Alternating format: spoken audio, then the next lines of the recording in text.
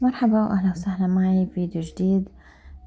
حبيت أصور لكم من منطقتنا المظاهرة أو الوقفة السلمية. هي مش مظاهرة، وقفة سلمية تضامنية مع أهلنا بفلسطين. بس حابة أنوه إنه هون زي ما قلت لكم هي وقفة سلمية، طبعا بعد ما كل المناطق اللي حوالينا قامت قيامتهم، فمنيح يعني إنه حدا طلع بهالمنطقة وحكى يعني. كان الخطاب يعني أنا بشوف نوعا ما شوي ممكن يكون حماسي أكتر من هيك.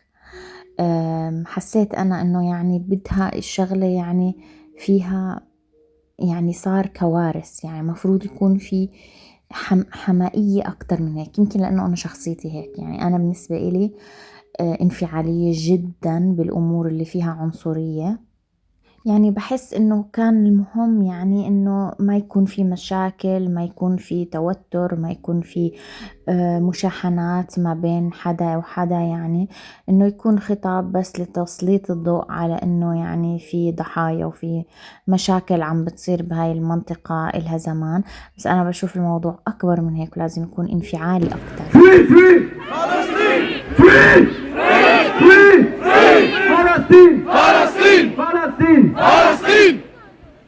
بعدين حطوا أغنية مواطن يغنوا عليها. للناس اللي بتخاف تطلع هيك طلعات أو تحط لايك أو تبدي رأيها، ما في إشي اسمه ممنوع أو غير قانوني. هذا الحكي اللي بيضحك عليكم، ما بعرف شو هدفه، مدسوس أكيد لحتى الناس ما تتفاعل مع هيك نشاطات. بس هذا الشي كله أكل هوا. ما في شي اسمه ممنوع، ما في شي اسمه ما بيصير قانونا. بيصير حتى التظاهرات مسموحة بدون حتى انه الواحد ياخد اذن رسمي، طبعا للألمان او اللي بيحملوا الجنسية. فهذا الشيء كله اكل هوا، يعني ما في هيك شيء. ما تخافوا بإبداء رأيكم، هذا اقل واجب ممكن انه اي حدا يعمله لاتجاه اخواننا بفلسطين، غير انه كل صوت بيفرق. Free, free!